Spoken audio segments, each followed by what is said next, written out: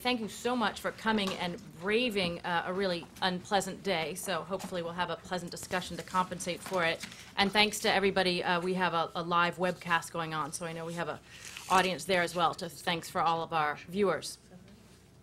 The New America well, I'm Maya MacGuineas. I run the Committee for Responsible Federal Budget and the Fiscal Policy Program here at the New America Foundation. And the New America Foundation has become really involved in multiple aspects of what's going on in this financial crisis. We have been focusing on looking at it from numerous angles because, one, we believe that this is a time that is going to turn out to be of tremendous consequence, and that the aftershocks of everything that's gone on in the economy right here and the lessons that hopefully we will learn will last significantly longer than even the economic downturn, however long that turns out to be. And two, because so much of what's going on in the economy right now touches on all the work, the different programs that we run here, everything from fiscal policy to economic growth to saving policy to a big initiative we run here called the Next Social Contract, thinking about how to redo the roles between individuals and government to meet the needs and opportunities of today's economy. And obviously the lessons that we're learning as we work our way through this are tremendously helpful in informing that discussion and our thinking. Recently, we've hosted events on making sense of the economic situation, the budgetary implications of it, the upcoming stimulus package, or I should say packages, I think we'll see many, future regulatory, fiscal, and economic issues, and soon we'll be hosting a discussion on global imbalances, and there are more to come for us. So this is just a time that we are trying to weigh in, focus, dig deep on this, and hopefully really learn some important lessons from what's going on. So today, we have what I think will be a fascinating discussion. Obviously, the housing sector is right in the middle of everything that's gone on in the economy. And obviously, the institutions, Fannie Mae and Freddie Mac, are two of the agencies in the middle of that sector. So the discussion today will focus on what Fannie Mae and Freddie Mac can and are doing now to deal with the housing issues, foreclosures, loan modifications, providing liquidity for new loans, etc. We have with us today a number of very important thinkers on this topic. So our first speaker is my friend and director of the Federal Housing Finance Agency, Jim Lockhart. Thank you so much for joining us today, Jim. He is the director, CEO of the regulatory agency of Fannie Mae, Freddie Mac, and the 12 federal home loan banks. He assumed that position with the signing of the Housing and Economic Recovery Act in July of 2008. Before that, he served as Deputy Commissioner and Chief Operating Officer of the Social Security Administration and as Secretary of the Social Security Board of Trustees. He was a member of President Bush's Management Council and its Executive Committee, and he served in the previous Bush administration as Executive Director of the Pension Benefit Guaranty Corporation. And as I was going over the bio, I was certainly reminded that GSEs, Social Security reform, PBGC, you are not someone who is scared of the challenges that are going on. So you have earned your stripes with really important challenges that the country is facing and continues to face. Our second speaker today is Barry Zigas, the Director of Housing Policy, Consumer Federation of America. He also worked at Fannie Mae, where he led the corporation's community lending initiatives, and he was president of the National Low-Income Housing Coalition. Our third speaker is Gregory Baer, the Deputy General Counsel, Regulatory and Public Policy of Bank of America. And previously, he served as Assistant Secretary for Financial Institutions at the U.S. Department of Treasury and coordinated Treasury's policy on the Gramm-Leach Help me.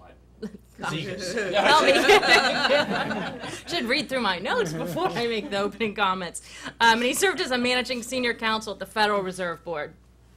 And then, of course, our own Ellen, who is the Director of Financial Services Policy and the Asset Building Program at New America, as well as serving as Executive Vice President at Shore Bank Corporation, the nation's first and leading community development and environmental banking corporation. And I've obviously, in many discussions with her, had the chance to sort of hear her wisdom on where we are headed in terms of regulatory, saving policy, a number of different things, financial literacy. So Ellen is the person who's pulled together the entire panel today, is the host of this conference, and will be serving as the moderator. So great work. This will be a fascinating panel, and thank you all for joining us.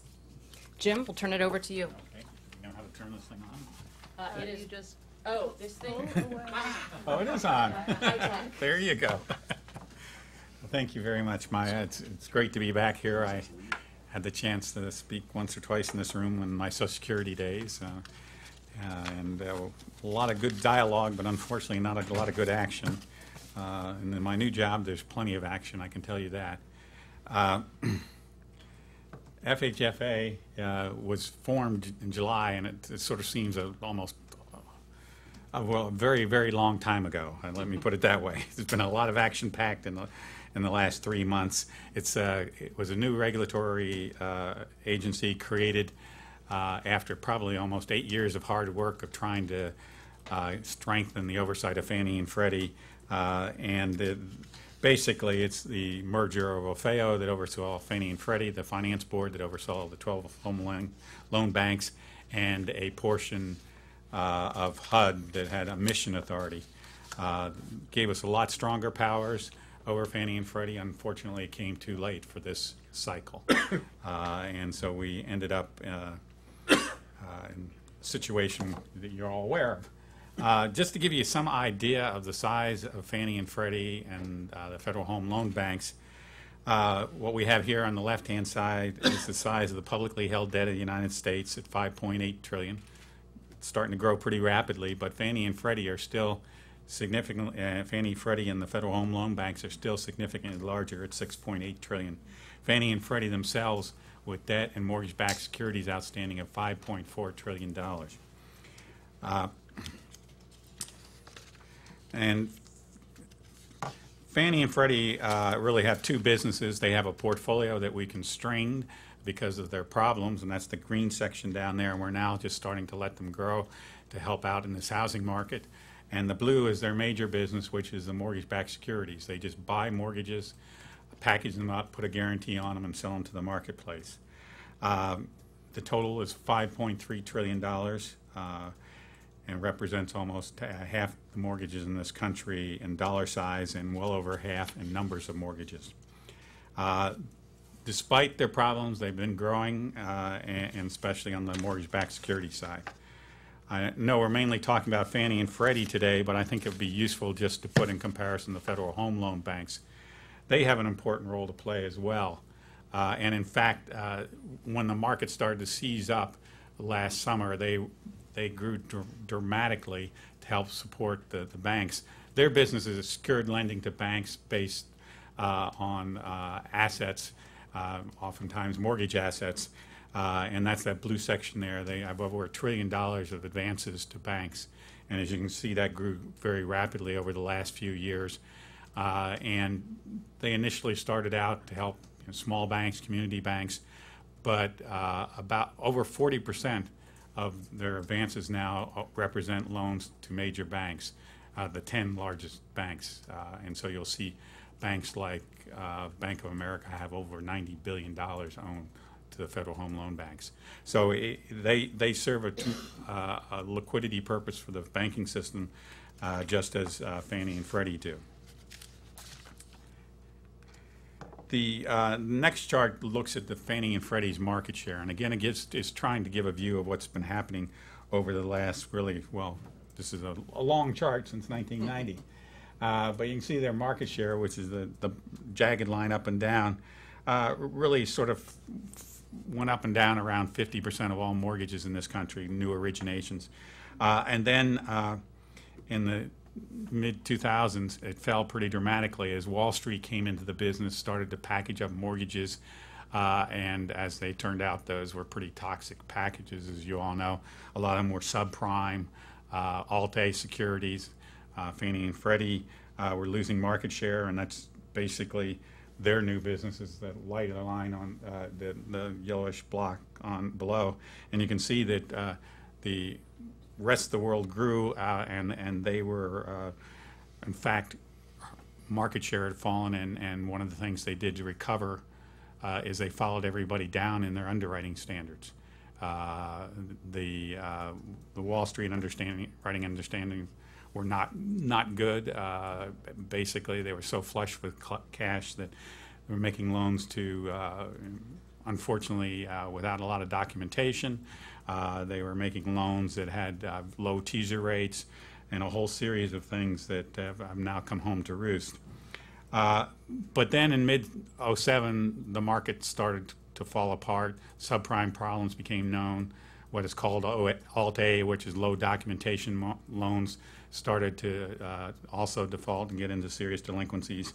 And Wall Street disappeared, basically. The other mortgage-backed securities just disappeared, and Fannie and Freddie effectively became the market. And this year they have about a 73% market share. Actually, at the moment, it's starting to fall again, and the reason is that FHA, the government, if you will, is market share, which was about 3% in this period here in the 2000s, is now almost 20%. So between Fannie and Freddie and FHA, they're effectively the mortgage market in this country. They're the only part that is providing liquidity to the mortgage market. So what happened? Well, first of all, housing prices started to fall. There was a bubble, and I have two lines here. One is the FHFA, excuse me, index, which we used to call the FAO index, and you know it reflects Fannie and Freddie's book of business, which effectively is much more geographically spread out than the Case-Shiller Standards & Poor, which is the bigger line up there and the one you often hear. That line is down about 20%, while Fannie and Freddie's, our index is only down 6.5%. But no matter what index you look at, things are down and continuing to fall. This next chart, which again uses our index, can give you some feel for how badly things have changed. And the top segments, the blue segments, are the fastest four-quarter growth, and that ended in 2005, third quarter. And you can see, for instance, the Pacific region there, in that year it grew 16% in house prices. Over the last year, it's fallen 15%. And you can see that pretty much across the board, that we have had a pretty dramatic fall in many places. But it is geographically based, and you know, there's some, for instance, the west south central area is actually up over the last year, and that's sort of the oil patch, and also I guess Louisiana that's recovering from the hurricane, and so. But overall, you can see that there's been some very dramatic falls in house prices, and of course that has had a serious consequence to the economy. Housing starts and building permits have fallen about 2/3. But even though that's happened, we're seeing a pretty dramatic growth in supply of new houses. And that's the overhang in this in existing homes. And that's really the overhang that is continuing to put pressure on housing prices, and one of the reasons they're continuing to fall. And you can see we're at about a 10-month supply at this point, which is more or less double the normal levels. And you know, until we can start to get that down, it's going to be very difficult to see housing prices stabilize. So what has that done to mortgages? Well, obviously it's not been good. And what we have here is serious delinquencies plotted, and that's 90 days in other words, they missed 3 payments effectively.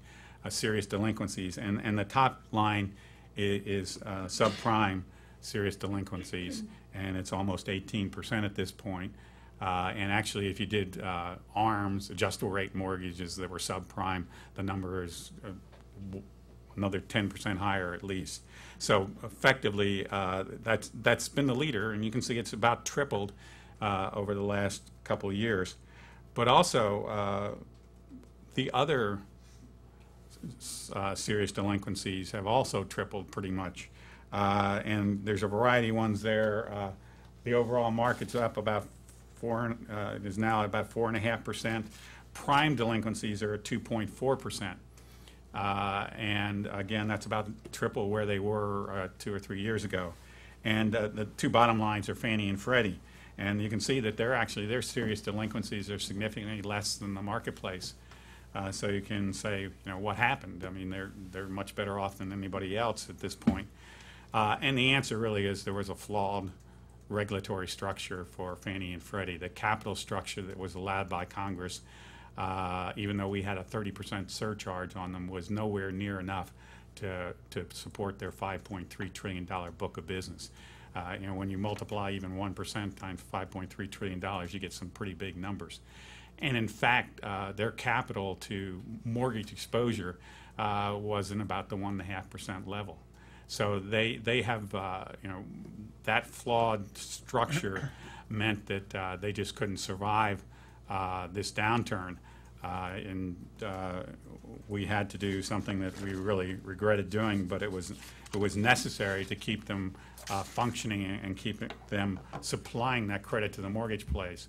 If we had not put them into conservatorship, the impact would have been that they would have had to start selling assets, and that would have led to much steeper downward spiral. So in early September, working with the Treasury Department and the Federal Reserve Bank, Chairman Bernanke and Secretary Paulson, we made a decision to put them in conservatorship. And basically, that's a way to stabilize the troubled financial institution with the goal of returning them to normal business. Again, as I said, the reason we had to do that was the structure was flawed. They had serious safety and soundness concerns, and there was no choice. And I don't know if any of you caught it, but Fannie on their third quarter numbers on Monday put out a $29 billion loss. Freddie will be reporting tomorrow. The agency itself is a conservator, and we have broad authority to oversee the agency. We appointed new CEOs and a layer of senior managers from both companies have left. We are going to, even though we don't need to, we think it's important from a governance standpoint to reinstall corporate boards. So we have selected non-executive chairmen who are in the process of reconstituting the boards. And critically during this period, for the housing market, it's extremely important that we focus them on getting their mission done, providing stability, liquidity, and affordability to the housing market. An important part of the conservatorship, and the only reason we could do it, frankly, was that there was, under that new law in July, Treasury was authorized to provide funding for the two institutions, well, actually, the 14 institutions, all the GSEs. And the key financing mechanism, which actually seems a little outdated at this point compared to some of the things that have gone into TARP, but it was a senior preferred stock purchase program. It has no expiration date. It is a binding legal agreement that the Treasury will put in money to keep these companies net worth positive. So if they lose enough money that their assets are less than liabilities, there is a call on Treasury, and Treasury puts up the money up to $100 billion. $100 billion, used to look like a big hunk of money, and it is actually. It's actually 3 times the statutory requirement. That requirement that I said was too low for the firms, and it's much larger than any of the stress tests we could run at the time. So that it's a number that will ride through this process. Treasury didn't do this for nothing. They were protecting the taxpayer, so they got $1 billion of senior preferred stock from each institution, and also warrants for 79.9% of the common stock of Fannie and Freddie. As also to encourage them to do more to fulfill their mission, they were allowed to grow their portfolios about $100 billion each. And then in 2010, hopefully when the situation is remedied, they'll be starting to reduce their portfolios at about 10% a year. Just last couple things, because there is some misunderstanding about this senior preferred. It is effectively a guarantee of the debt, the senior debt, the subordinated debt, and the mortgage-backed securities, because it will only terminate if it's fully funded or if all the liabilities are paid off. So it will be there as long as any debt is outstanding, or mortgage-backed from Fannie or Freddie. There was two other programs put in at that point. One was to allow the Treasury Department to directly purchase mortgage-backed securities, Fannie and Freddie's, in the marketplace. They hired outside investment managers, and they're working away at that. They've purchased over $15 billion to date. And the idea simply there is to give further support to those mortgage-backed securities, which I'll talk a little bit about later.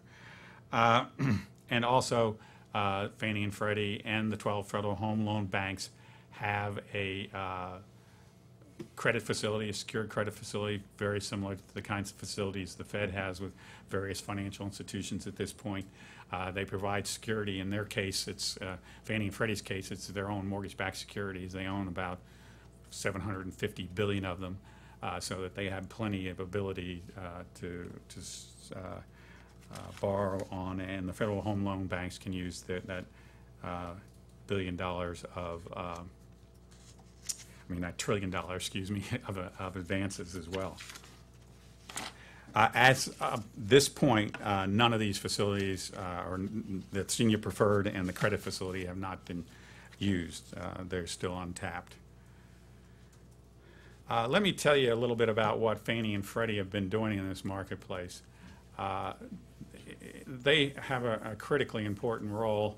They have been, as I said, the key provider of liquidity, buying those mortgages from the banks so that they can make new mortgages. And they were on a mode of really tightening up before the conservatorship. They were going to double what they called their adverse market fee, which is putting on another 25 basis points in mortgages. They had started to tighten up significantly their credit requirements. But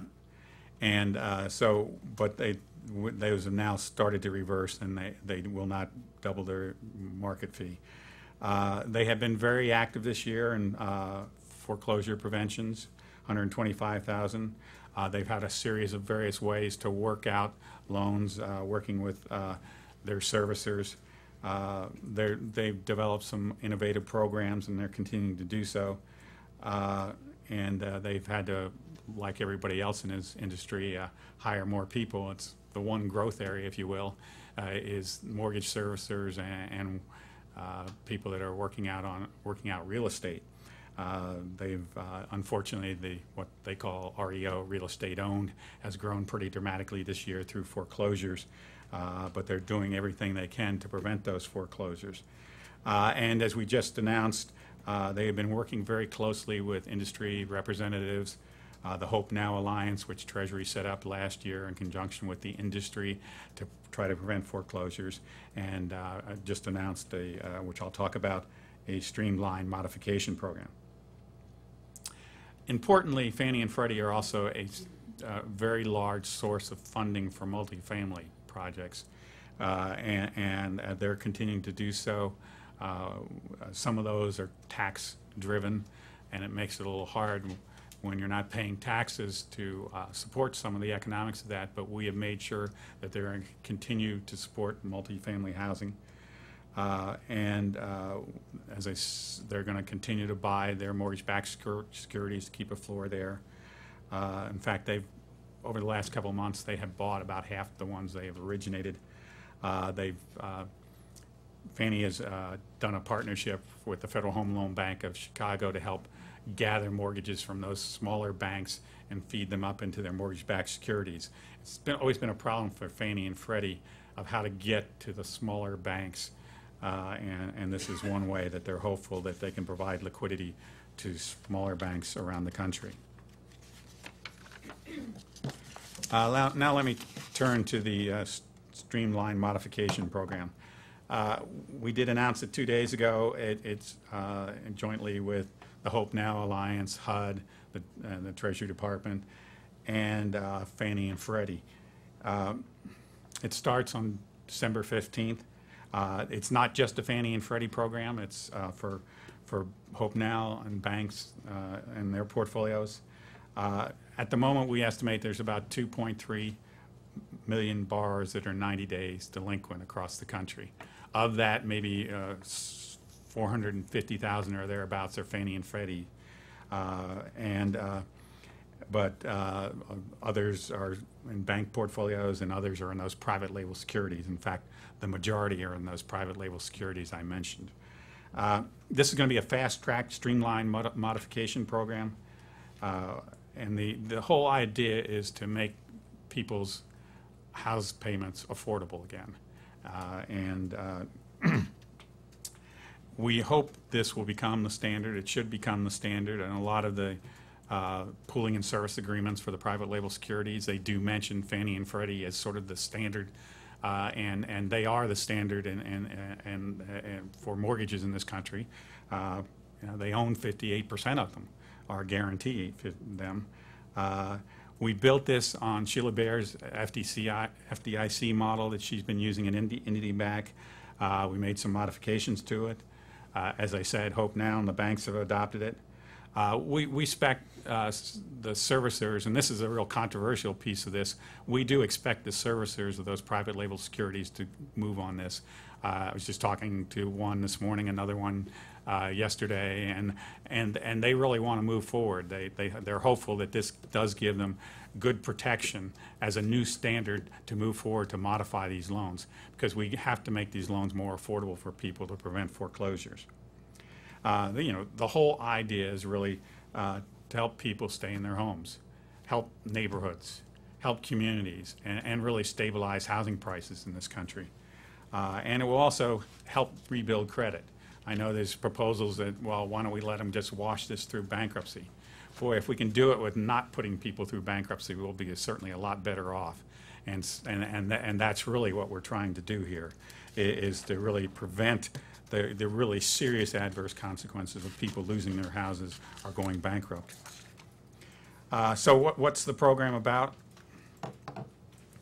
The streamlined program is for any mortgages originated before January of this year. To qualify, you have to miss 3 payments. You can't be in bankruptcy. It's single-family properties.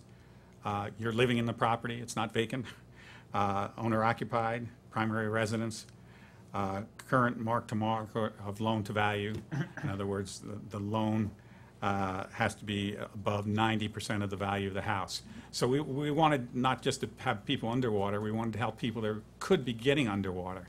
And so the idea will be, it will give some flexibility for people that, still have equity in their houses.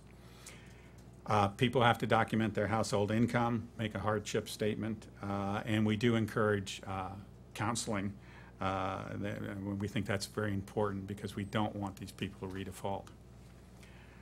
And the goal is to modify the mortgage in a way that people's housing expense is less than 38% of their gross income. And that can be done in a variety of ways, moving from a floating to a fixed rate, extending the term of the mortgage up to 40 years, lowering the interest rate down to 3%, and also something called principal forbearance. And the idea behind principal forbearance is you just take a portion of that mortgage, you leave it there, but you don't pay any interest on it for a while or for the life of the mortgage. So that when you do sell your house, you have to repay the mortgage, but you may not have to pay interest on that for a long time. And again, the whole idea is to be as flexible as we can to get that payment down to where people can afford it. And there's a trial period, basically. The modification is complete after they made 3 payments at this new level, and it's still current. And so the idea is we're hoping that we'll see hundreds of thousands of people helped that are in mortgages right now, and unfortunately we're going to be continuing to see people getting serious delinquency, so we expect to see many tens of thousands every month being helped. So we really think that this will be a major step forward, and hopefully it will become the new standard, and hopefully it's the high bar. Hopefully people do even better. Hopefully servicers start to think about, if there's other kinds of modifications they can do, because the economics of foreclosures are so bad for servicers, investors, and bankers at this point, not to mention neighborhoods and communities. They're looking at taking a 50% hit if they foreclose potentially. Well, if you do these kinds of modifications, it may only be 20, 30% or something like that. So the economics are there, and we certainly are encouraging them. But this chart is sort of, to me, the bottom line of what we need to do in the mortgage market today. And it's a little complicated, so let me see if I can explain it. You see the top line up there is Freddie does a weekly mortgage rate survey. And you can see mortgage rates have not changed very much since last July, the top line. But you can see in the bottom line, that's 5-year treasuries, and they've fallen in half. And so what's happened, the Fed has pumped all the money into the economy. They've done all these accommodations, but it just hasn't flowed to the mortgage marketplace. You can see, and the green line there in the middle is Freddie's mortgage-backed securities borrowing cost. And you can see in July of last year, which was pretty standard, it was about 120 basis points different between the Freddie borrowing cost and treasuries. And the Freddie borrowing cost is passed on with a markup to the mortgages. And what happened in the middle segment there, where it got up to over 300, almost 350 basis points, was the Bear Stearns takeover, and also the period where we made an agreement with Fannie and Freddie to go out and raise more capital. And the market took that very positively, and we came down. Unfortunately, only Fannie raised capital and Freddie didn't, and it was one of the reasons that we had to put them in conservatorship, is because they couldn't raise any more capital. But you can see we haven't made a lot of progress. There was a dip down in September when we put them in conservatorship, and we thought everything was going to start to work, and we were really going to see mortgage rates come down. But then Lehman, AIG, and sort of the world financial situation hit, and we back up again. So what we need to do is to restore some confidence in this marketplace and start, bringing that down. Hopefully, TARP and some of the other activities taken by the Fed will move us in that direction. So with that, I will end and turn it over. Thanks, Jim. Barry?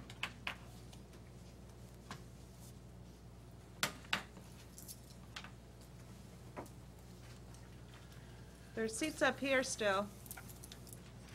We've all been inoculated. There's no danger. Front row seats. Hope people will come. Should we turn this off now? Do you want to leave it up? Yeah, What do you want to do? Or we can just cover it up with the high-tech dowser from the New America Foundation. Good afternoon, everybody, and I want to say thank you on behalf of the Consumer Federation of America for inviting me to be here today at the New America Foundation. Director Lockhart, pleasure to be with you, and of course with Greg. Fannie Mae and Freddie Mac are very important to the Consumer Federation of America because our mission is to work on the behalf of consumers and their best interests, and housing is an area of extreme importance to consumers, an area of their highest costs, and CFA has been involved with looking at Fannie Mae and Freddie Mac and cooperating with them and partnering with them for some time now. So we're intensely interested in how the current crisis resolves itself. I don't have a PowerPoint, and Ellen asked us to be brief, so I have organized my presentation into 4 areas. Or 3 areas. I have 1 observation, I have 5 recommendations, and I have 1 request. My observation really takes off. It's a very good starting point from the director's presentation. In spite of lots of conversation, since the conservatorship went into effect, I think as an observer on the outside myself with some background in the companies and talking to many people in the market who also follow them very closely, I have to say I think there is as yet not sufficient clarity about what the government's purpose and intentions with these 2 companies really is in the context of the current crisis. Perhaps a lack of a clearly articulated vision of what they should do. I think the director was very articulate in describing the host of things Fannie Mae and Freddie Mac were chartered to do, but as his presentation makes clear, both companies are under a substantial amount of stress for a variety of reasons. They're operating under a completely new regime, and in their 3rd quarter 10Q, which Fannie Mae released on Monday, they themselves make it clear that they are balancing all the various objectives that are in their charter and have been imposed upon them as part of the conservatorship and the agreement with Treasury, are making it extremely difficult to figure out how to order their priorities and how to steer a course that meets all of those objectives in a meaningful fashion. The result of not being able to meet all of your meaningful objectives in a meaningful fashion may often mean you meet none of them in a meaningful fashion. And I think in the industry today, given the extent of the crisis, this is an area where it's very important to clarify what the intention is. So I would say my observation is we as yet do not really understand what role these companies are being asked to play. One option would be to have them operate directly as an instrument of public policy. In the end, their largest only shareholder of any importance right now is the U.S. government through Director Lockhart's organization. In this model, you would shelve shareholder and capital concerns. You'd focus on directed interventions. Option two would be to let them operate as shareholder-owned companies and continue to operate for the benefit of their shareholders and make the decisions companies make in order to do that. Those are not exactly easily congruent objectives. And I know the director doesn't need me to stand here and tell him that. It's very hard to have both of these at once. The administration's actions, I think, have not with any intent, but have had the effect of confusing the market about what role the companies are playing, where they fit in the hierarchy of importance for the government. These debt spreads the director talked about, I think, are some evidence of the market's uncertainty about the future. Option one, which is to use these companies as an instrument of public policy, would require deep and lasting U.S. government commitments in capital, which might be covered by the commitments already made, but would require them to be put in on a regular basis as a matter of intent and purpose. The TARP bank debt, where the government has in fact put equity into banks who never had an implicit guarantee of any kind in order to try to stabilize financial markets, now has a firmer guarantee, or at least is perceived as having a firmer, clearer guarantee of the U.S. government than Fannie Mae and Freddie Mac's debt. And situations like this make it very hard for the companies to move forward. This is important for today's discussion, which Ellen asked me to focus on what could the companies do in the arena of foreclosures and mitigating this current crisis, because it's very, very difficult, almost too difficult, to expect them to negotiate these competing demands without a clear and consistent guidance from the government and from their conservator. So I hope we'll have a chance to talk some more about that. 5 recommendations. One is on forbearance. I want to congratulate the director and the companies on the steps that were taken this week. I think it's a very good step, the template they've introduced, and it will be especially salubrious if it does, in fact, induce other investors to step up and tell their servicers, if it's good enough for the guys who own 58% of this stuff, it should be good enough for us. You know, why don't you go forward and start doing mass modifications? There is no question that those who are working with consumers in the field, and the Hope Now Alliance and the counseling agencies, know that the bottlenecks in this system simply are preventing, on a one-on-one basis, large volumes to move through in an expeditious fashion. The plumbing does not work as it's currently constituted. This initiative should help unkink some of the kinks in the plumbing, and I congratulate the director and his agency for doing it. I still think, however, there's more to be done just in the context of the agreement that was announced. 38% front-end ratios surely are better than higher ratios for borrowers, but they're still historically very high numbers.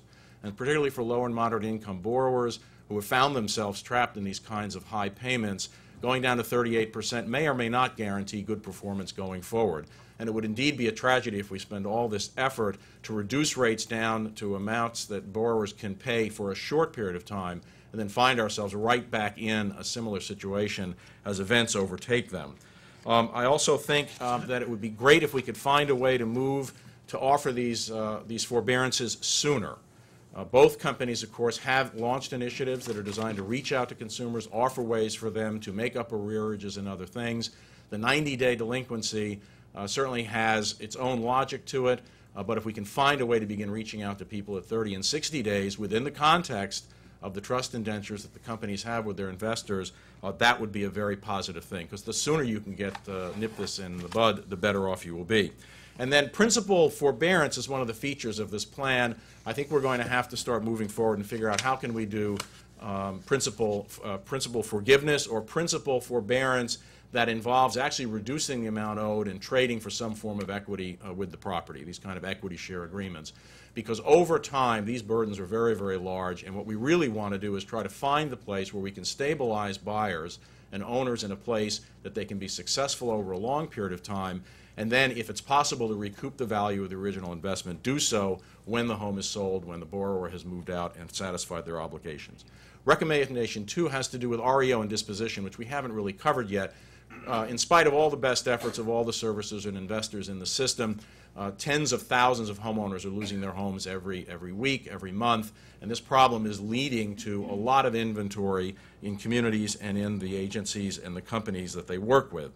The total REO, again, according to the 10Q released on Monday by Fannie Mae, the total REO in their inventory doubled between the third quarter of 2007 to the third quarter of 2008 to almost 65,000 homes. The impact of these homes, of course, varies very widely from place to place. In some places, it's one home, two homes spread over a large subdivision, may not be of great import in the community.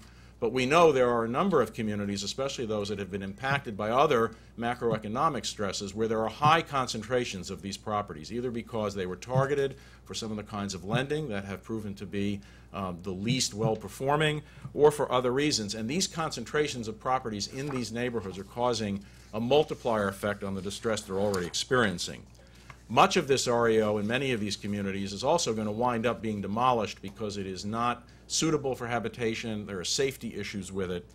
But because of this dual mission, because of the tension in the way Fannie Mae and Freddie Mac are supposed to be conducting themselves at the present time, people in the field report there is still great reluctance to move forward on dramatic, quick reductions in price, mass sales of these properties to those who are willing to take them, secure them, and if necessary, demolish them, and begin to clean up the mess in the communities.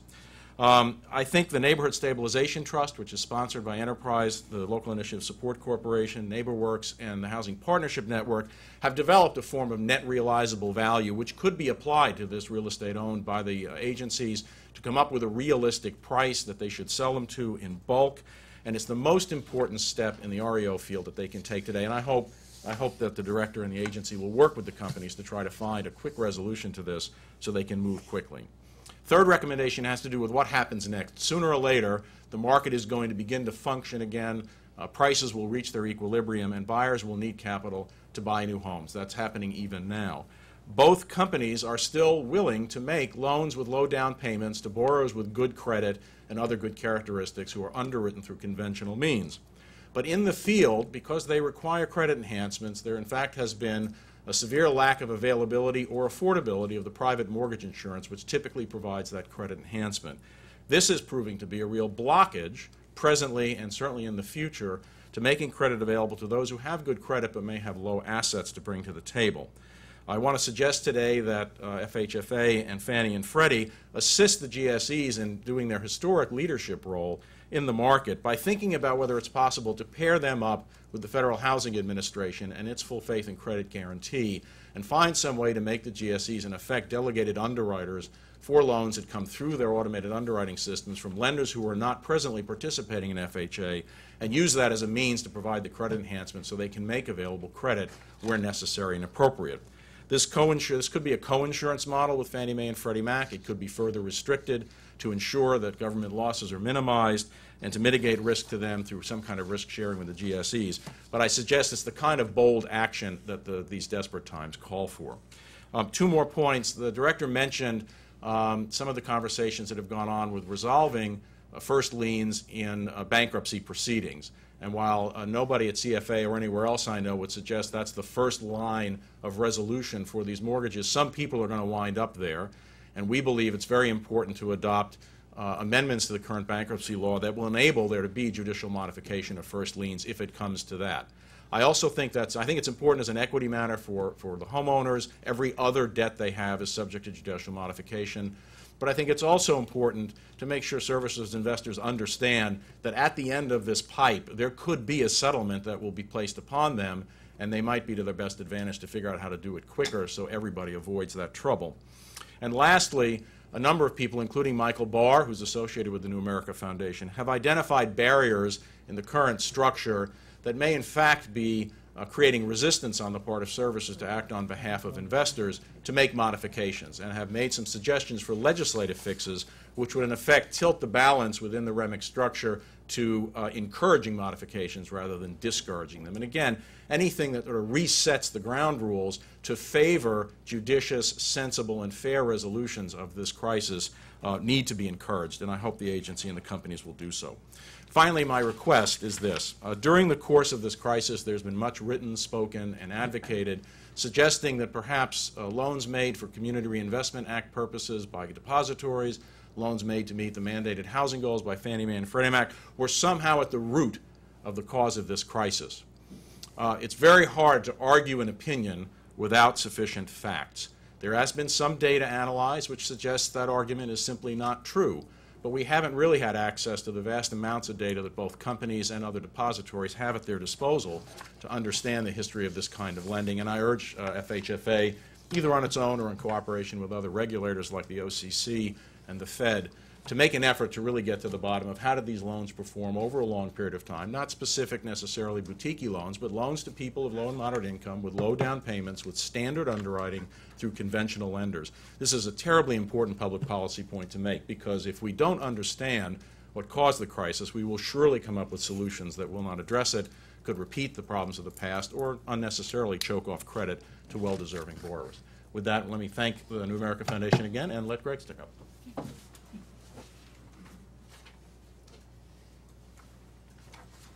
Thanks, Barry. Well, I thought I could take this time to give sort of my long and tortured history with the GSEs, going all the way back to my time at Treasury when actually the Office of GSE Oversight reported to me. And I need to ask Director Lockhart to say hi to Ed DeMarco, who then went on to bigger and better things, both at Social Security and at FIFA. But instead, I'm here to talk on behalf of Bank of America, sort of on our perspective on the current mortgage crisis, foreclosure mitigation efforts, and how those intersect to some extent with Fannie and Freddie. While I think it's fair to say Bank of America was a middling player in mortgages, since the acquisition of Countrywide, we now service a $2 trillion portfolio in mortgages, over 15 million loans, and are the largest mortgage originator in the United States. So obviously all these issues are of tremendous importance to us.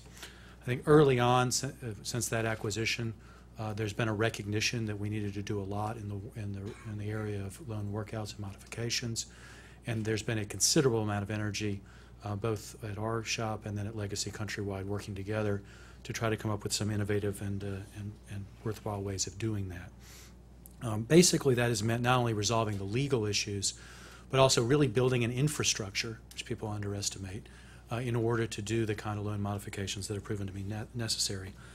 When you look at them, the numbers here are just breathtaking. We now have over 5,600 home retention specialists at work right now doing nothing but this. As some of you probably know, one of the problems has been getting the attention of delinquent borrowers who have a tendency to ignore the phone calls and contacts and try to wish away the problems. To that end, we are now averaging 15 attempts per month to contact delinquent borrowers, be it through phone or mail. In October alone, we had 13 million outgoing calls to delinquent borrowers trying to get their attention, which resulted in over 1 million conversations with delinquent borrowers to try to see if we could help out in order to preserve home ownership for them. We also in October had 800,000 personalized letters and calls going out. And again, through sort of extremely large staffing, we've managed to get wait times down on our calls down to under a minute, which has been very important to people because they want to hear what we have to say. I should note that, while early on there was a lot of talk about mass mods, this has all been happening on a loan-by-loan basis for a lot of reasons. But I think the brute force approach has proven to be what works instead of waiting for something more magical to come along, that we've toughed it out, we've hired the people, and we've gotten the work done. In terms of the results, in the first 10 months of the year, we've done 214,000 home retention workouts. That does not include pre-foreclosure sales, / short sales. Does not include deeds in lieu. Those are true workouts. Of those workouts, 2/3 involved rate reductions.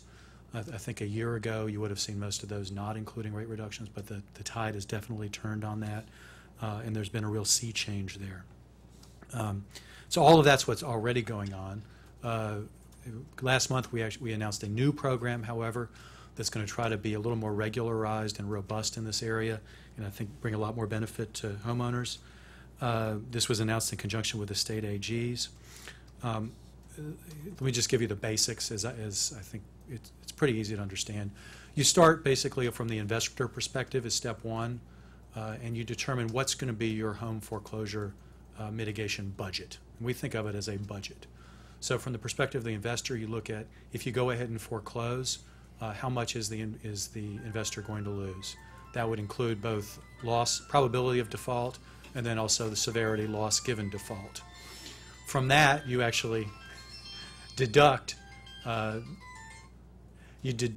that, in terms of your budget, the chances of redefault in the event that you do a modification, because that doesn't really help the investor. So basically, you take loss given default times probability of default.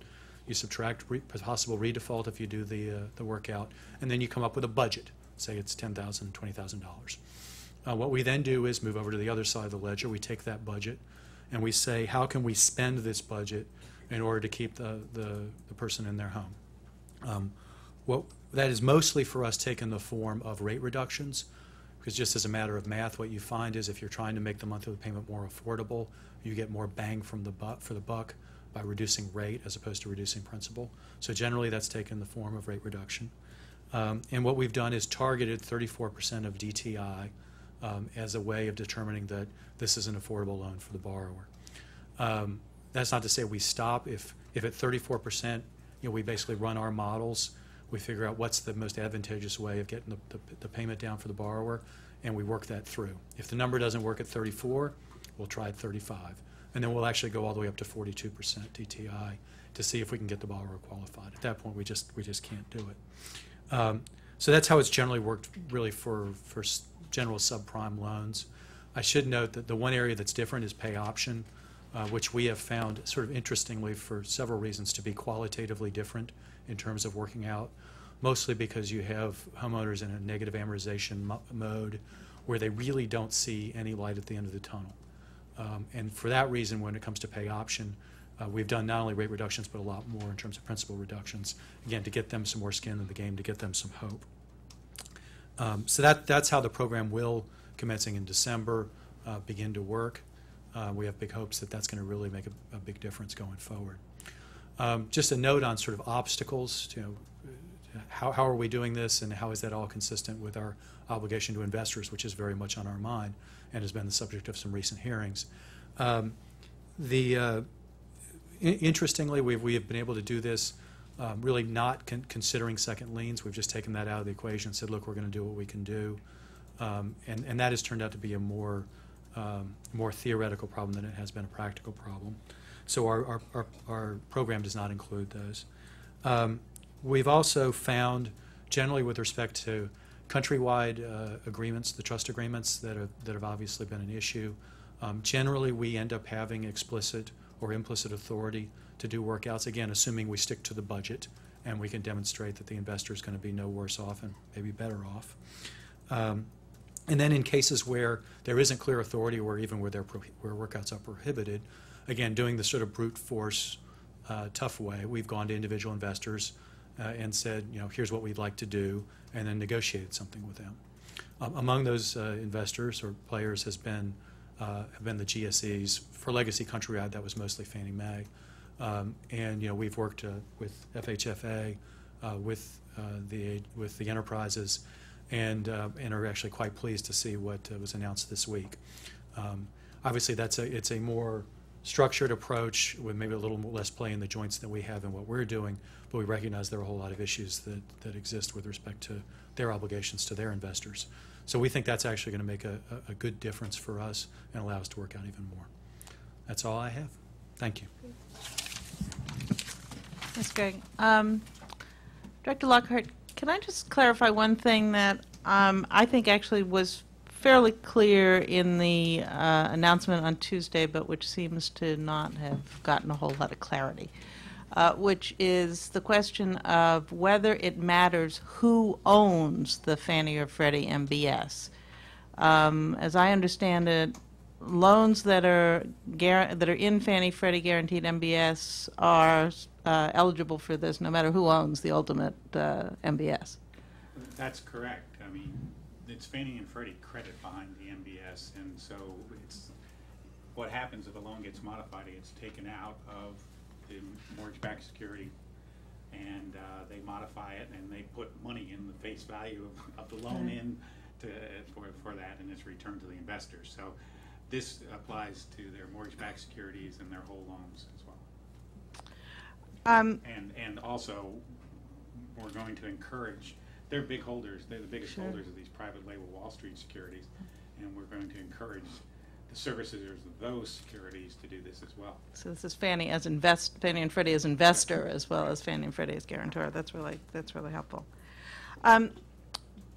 I was struck, and I must admit that Barry gave me a heads up last night, so I actually went and read the 10Q. I didn't read the whole 250 pages of it, I assure you.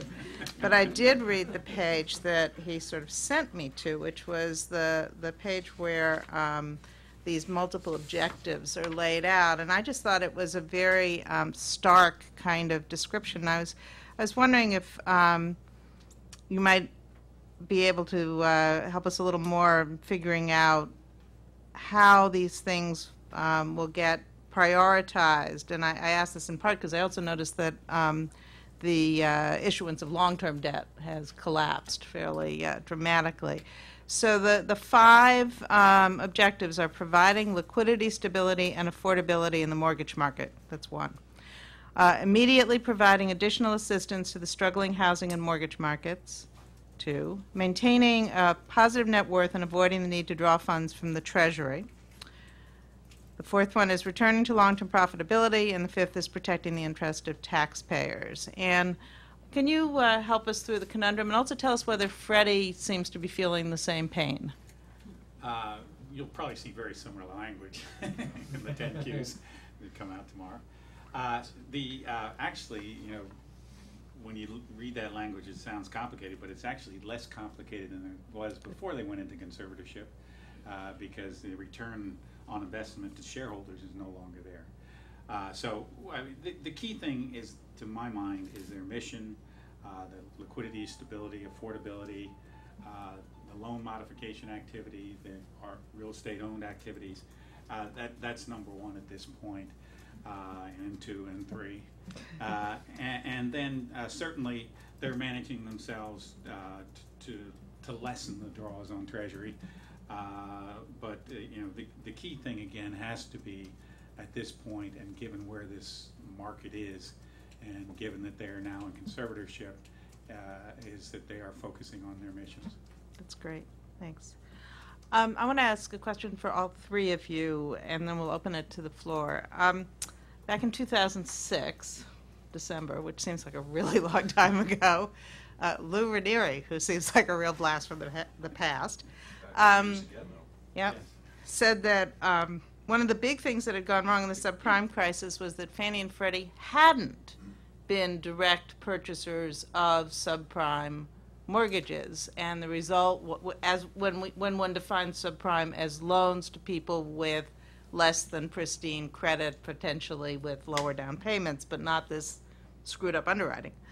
And that because they hadn't been aggressive purchasers in the market, they hadn't performed the traditional role of setting and enforcing strong underwriting standards. And Barry, you were there.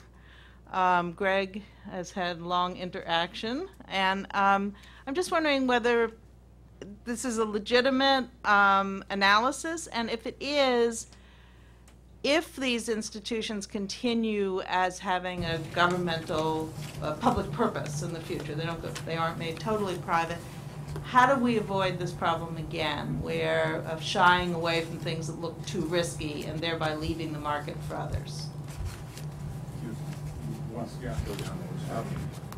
Well, I think it's, with all due respect, a little simplistic. There was so much money flowing around Wall Street, and there was so much liquidity that it wasn't that necessarily Fannie and Freddie were shying away. It was that there was a much cheaper source of money for these people with very little underwriting. Fannie and Freddie, have some constraints, and one of their key constraints is that they can only do an 80% loan to value. And so that they have to rely on the mortgage insurers or seconds or something to make those loans. But Fannie and Freddie unfortunately did lower their standards pretty significantly during that period, and it came home to roost. I guess the other piece that I think is important going forward is, and bank regulators have done it, we have done it, and made Fannie and Freddie do it, is to put in new standards about subprime and non-traditional mortgages. And the way we made Fannie and Freddie do it is, it's not only for the ones that they buy and securitize, but if that market ever comes back, and Wall Street ever comes back, they're not going to be allowed to buy mortgages through those vehicles unless they meet much higher standards.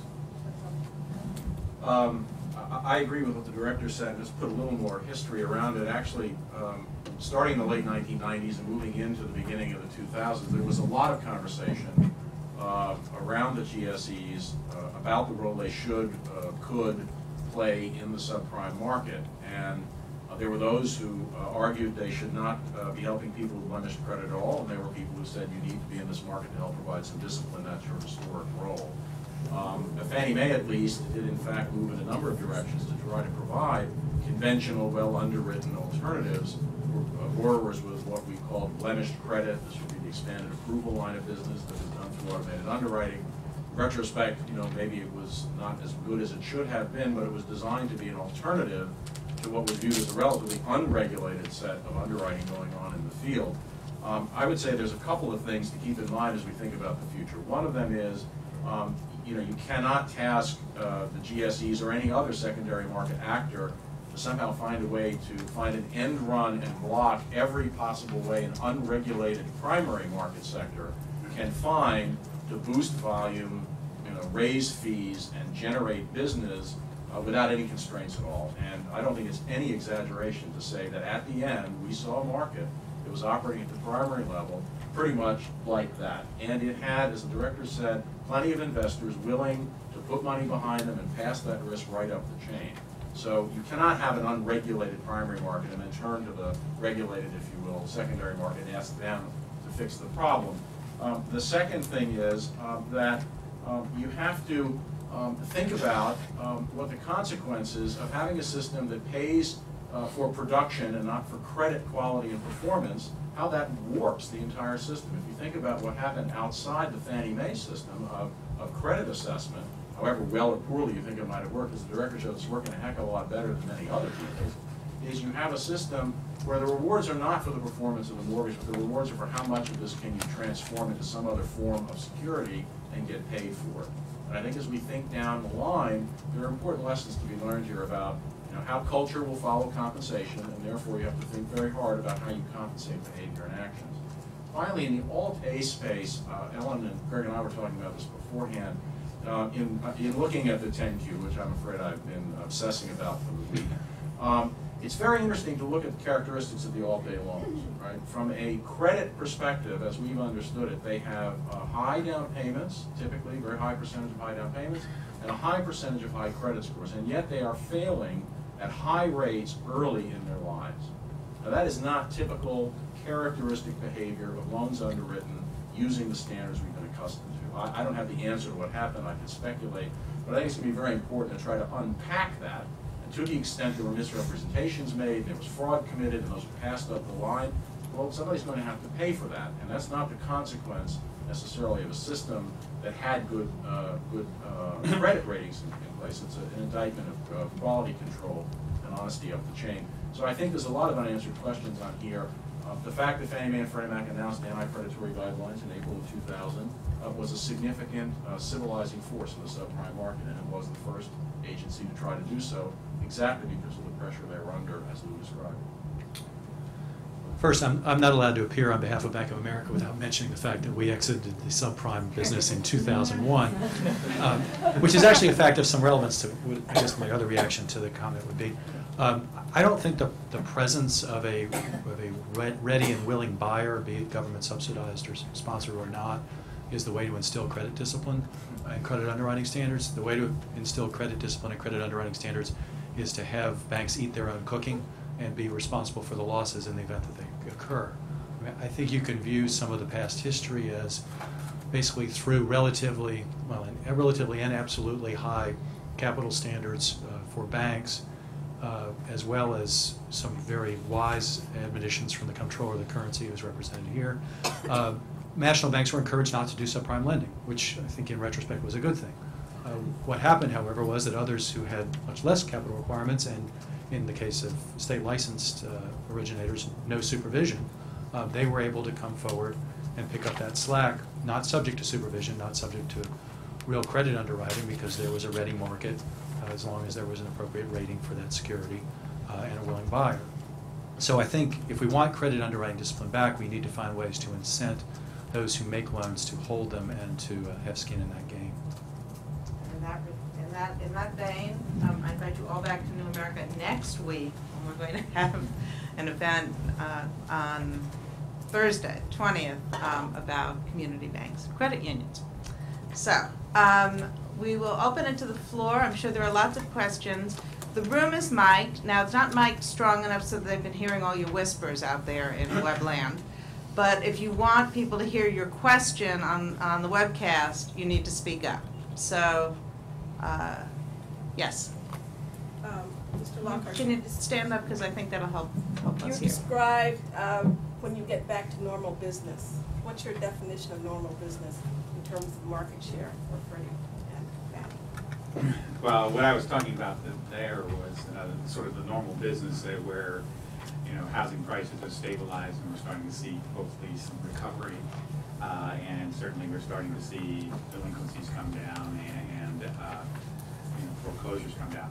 But obviously, this kind of market share is hopefully not going to be repeated. Their market share at this point is much too large, and I think what we need to do is get the banks back into it, and you know, potentially even get Wall Street back into it, but then with much better and much safer products in the future. Anyone else want to opine on what normal means? Greg, you're Never been normal's never been Okay. my strong suit. Well, I would just say, not to be overly gloomy, I mean, it is clear, given the status, sort of very bad status of the secondary market in this and other asset categories, that you know the government's role in this market is not going to be diminishing anytime soon. So I think in terms of when you think about reforming or changing, you know, be it through regulatory reform legislation or whatever, you really need to start thinking about, you know, two time periods. One is the foreseeable future, and then is, you know, a return to normal. But you know, the policy prescriptions for the next year, or I don't know how much more than that, are not going to be, I think, the ultimate policy prescriptions back when we get to a normal. I would say your question really gets to the heart of my first observation, which is, you know, we're in really extraordinary times. Every day you wake up and think it can't get any more extraordinary, and then somehow it does. Really speaks to the question of what is the right use to put these two companies to now that they're basically owned by the government. And is it to basically rethink the role they can play, be less concerned about how they'll look when things get back to normal, and emphasize what it's going to take to get us back to normal, which may be steps more radical than have been thought of before, or would be possible in the context of these multiple conflicting goals. And I think that's a conversation that needs to be had, because the longer this goes on, I think the longer it will linger. And these really are very extraordinary times, much more so, I think, than were expected when the initial legislation giving FHFA these new authorities was enacted, and much more so even than in September when the companies were put into conservatorship. So the landscape keeps changing very radically, and I think it's very important to think carefully about in what way can these two companies really perform the extraordinary functions that need to be performed to try to move this crisis through more quickly than might otherwise be the case. Yes. What do you think it's going to take to actually drive the spreads down for the GSEs to their more traditional levels? Because that in of itself, I would think, would solve a lot of the problems out there. People could refinance at rates that would no longer be costing huge amounts for the lenders, and also it'd certainly be a lot more affordable and begin to probably put a floor on the falling prices of homes. Well, I wish I knew the answer to that. I mean, it's not just the GSEs, obviously, that are having issues borrowing long-term or seeing their spreads widen. And in fact, you'll see Fannie and Ginnie securities trading pretty much on top of each other at this point. So it's not even the government, you know, whether it's you know, implicit or explicit guarantee or whatever language you want to use. It's going to take time. confidence has to come back to the system. I think people, investors, are somewhat confused at this point with, you know, there's a lot of different guarantees, securities out there being created, it will just take time as people, you know, get more comfortable, and you know, the confusion about the structure of Fannie and Freddie gets better understood, you know, we have some confidence returning in the overall marketplace. But it will take time, but you know, we're starting to see some signs from time to time that maybe, you know, the dust will start to settle. If you read the 10Q, I don't have to answer your question except to say that in the Fannie Mae 10Q, there is a lot of disquisition around the challenge the company's facing on raising long-term debt, particularly in the face of a large amount of rollover of existing long-term debt that's coming up. And surely no one wants to see these companies try to operate, you know, with long-term assets and short-term liabilities. Actually, Fannie Mae has a lot of experience with how that worked once before, and it's not a movie you want to stay to see the end of. So, you know, I think this whole question that you asked is of critical importance. I don't have any particular wisdom to offer to it, but I'm confident that the agency and the companies are highly focused on it because it's critical. Yes. A question about the foreclosure prevention initiatives. I know that Citi, in announcing their own initiative about 10 days ago, distinguish themselves in terms of what they're doing to people who are current, but who they've defined as at risk. Director Lockhart, I'd like your comments about whether that's the next step for Fannie and Freddie, and then Greg, your perspective from, you know, from the private sector as well. Yes, what Fannie and Freddie were, and the Hope Now Alliance was doing 2 days ago was to create a structure for everybody, basically. And, you know, hopefully, as I said, that would be a minimum. Certainly, Fannie and Freddie, and I'm sure many of the other banks and servicers are looking to be much more proactive, and I think that's important. And they're continuing to look at various other ways to contact people earlier and develop programs. You know, we need to keep people in their houses, and we need to, you know, the sooner you can intervene, the better. Are there obstacles in terms of the nature of the trust that limit action before there's a delinquency? It has to be foreseeable in some form or another. Fannie's trusts actually are much tighter than Freddie's actually legally, and so there is more difficulty in the Fannie structure than there is the Freddie structure. But they're continuing to look at various ways to be more proactive. I mean, we are able to be and are more proactive and are reaching out, you know, pretty soon after delinquency. We don't feel the need to wait 90 days. With regard to pay option, we actually don't even wait for a delinquency. If we see a rate reset coming up, we're going to be proactive and call folks and try to get ahead of that. Yes. It's not obvious from these various programs what sort of the present value of the restructured mortgage is for the homeowner. The point being, is there an incentive, or what prevents an incentive for those now in good standing to come into arrears in order to take advantage of something? What, I mean, are we missing something that would keep that from being advantageous to fall into arrears? Going 90 days late on a mortgage payment really wrecks your credit rating. So it's not something people necessarily would do voluntarily, I think, although, you know, these are different times. You know, there are, first of all, you have to have an income level that, you know, would qualify for this kind of rearrangement. But there is some risk of that happening. But again, I think as we were looking through the process, that the impact on your credit rating going 30 days or 90 days late is enough that most people, I think, would try to avoid it. I mean, I can't get into the psychology of it. It is something that we are aware of and concerned about. We're a very, very data-driven company, and we've actually built in sort of moral hazard metrics to try to figure out whether this is occurring and are analyzing the data. The good news is, for whatever reason, we have not seen that. I would add, you know, I think you have to, you know, sort of stratify, right, universe of borrowers who are caught up in this crisis. On one hand, you've got investors, who are really not the target of any of this work, and then at the other hand, you have families who may see their mortgages, their house is worth less than the mortgage, but they still have an affordable payment, and it's where they live, and they're consuming the house. And historically, while people have had this concern about steep drops in asset value, everybody's going to send the keys back. Actually, the number of people who do that is surprisingly small. If you start with the premise it's the economically rational thing to do. It seems to me this is part of the calculus of what's the right debt-to-income ratio to require as part of this workout. Because if you're a borrower who may be facing some distress but now has a 25 or 28 or 30% debt-to-income ratio, moving into an arrangement where you're going to have to pay 38 is a pretty steep penalty to pay. So there's going to be, I think, some stratification is just going to naturally occur.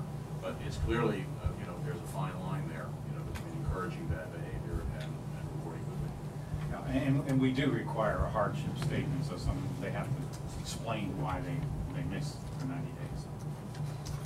Yes. To the extent you reach out to these debtors and you're forgiving some of the debt, it's not clear to me exactly whether you're actually forgiving this debt or just elongating it, but to the extent that you're forgiving it, it seems to me there may be tax consequences to these debtors.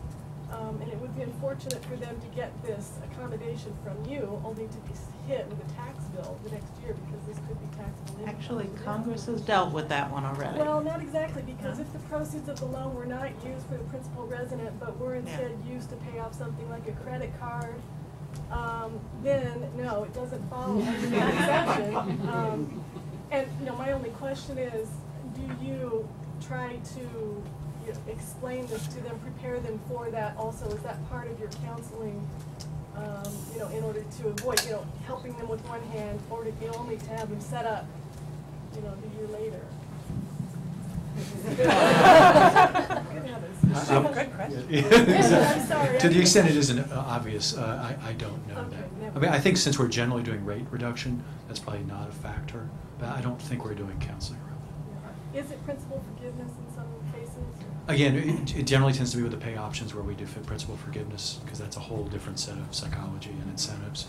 But again, when you look at, if you think about your own mortgage and how much of your monthly payment is interest versus principal, a reduction in rate makes a far greater difference in terms of making the monthly payment affordable.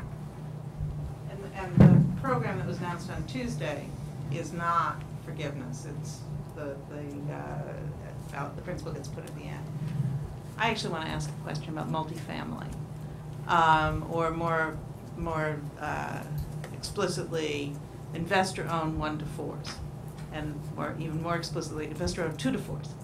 We call them single family. Right. So, so my question, and this comes a little bit from my shore bank background, is that we know that a major source of unsubsidized affordable rental housing is these small multifamily properties, and yet all the focus has, I think, to some extent legitimately because of what appears to be a substantial amount of fraud in the investor single-family market, also just because you don't want to do vacation houses and things like that. But we seem to be forgetting that these folks may in fact be providing housing not only for themselves, but also for 2, 3, or 4 other families. And I'm wondering what Fannie and Freddie are doing in that respect. Well, I mean, what we're talking about here is a very streamlined, simple process for the 2 to 4 unit, single family, as they call it. It would be a customized process that they have to go through with more rigorous underwriting involved in it. But certainly they are not shying away from modifying loans whenever they can. There's an issue I've heard out there doing town halls where someone that's renting from one of these situations, the house is foreclosed and they're forced out, and Fannie and Freddie are becoming much more sensitive to that. It's another thing to try to keep people in their rental unit even though the house has been foreclosed. Thank you. Anyone else? Yes. Did I understand you to say that there would be an $800 charge to modify these new? Oh, it's just the other way around. Fannie and Freddie will pay to the servicer $800 to incent them to do this. One of the problems we have right now is the servicers are very stretched. especially the independent ones, but even the big bank servicers, the economics at this point of normally a 25 basis point is not necessarily covering all the work that they have to do in loan modifications. And so the idea is to give them a payment to make sure that they do this. I had one further question. Why were Ginnie Mae bonds done away with as far as tax-free Ginnie Maes? Those were available, maybe 5 years ago, and you don't know. I'm sorry, I don't know. It seemed to me that that was a very good vehicle for people to invest in, and it also subsidized low-cost housing, or not low-cost housing, but housing, I would say, in the Well, lower certainly Ginnie ranges. Mae's, which, take VA and FHA loans and put a, government guarantee on them, have been effective. But as I was saying earlier, at this point, their rates are not much different than Fannie's. Were you referring to debt raised by Ginnie Mae or to the bonds that they guaranteed? The bonds that were issued by Ginnie Mae, and they were tax-free bonds. In order to raise capital for them to buy Yes, mortgages. exactly. So they're out of the portfolio business, is I think the basic answer. They have shifted to a guarantee model primarily. If I understand your question. Yes, that is my question. But why? That I could not answer. Yes, in the back. Can you stand up, because we certainly won't be able to hear you. And I apologize for having a phone call that I was waiting for when I was sitting in the front row. I wanted to know, I thought you said that the Fannie and the Freddie shareholders, there was still something to be decided about them. I mean, if you own common stock, I thought it was gone now. On the other hand, when you look in the paper, there still is a little bit of value to it. So could you explain that? Yes, when we put them into conservatorship, the preferred stock and the common stock was impacted by the fact that we eliminated the dividends for both. And in the case of the common stock, the Treasury Department got warrants for 79.9%. But the stocks are still trading. They're still on the New York Stock Exchange. But their price obviously reflects the fact of their financial situation and the Treasury warrant. So they're well below $1. Well, might they come back? Is that what you're saying? Could they come back? At some point. I think you should look at their financials as they report quarterly, and I think you will discover that it's probably not highly likely that you'll see a significant change in that situation. One last question, yes. I'd like to ask Mr. Lockhart, I know there's some concern in the affordable housing development world about the low-income housing tax credit market. Specifically, I've heard people wonder what's going to happen to the credits that are on the books of Fannie and Freddie's books. Can you talk about that and what the impact might be on the larger market? Well, it is an important thing because low-income housing tax credits have been so important, and they've been buying, I think between the two of them, maybe 30 to 40% of the ones that have been produced. They've slowed down the buying, and I think actually Freddie had stopped a while ago. What we are working with them is to make sure that there's no mass sale, that they don't hurt the market. We've had meetings with them on the topic. We're looking at various proposals to try to figure out a way that we can, have them help that market one way or another going forward. But buying them doesn't make any sense from an economic standpoint at this point. But we don't want them to, do some mass dumping that would really collapse the market, and they're not going to do that.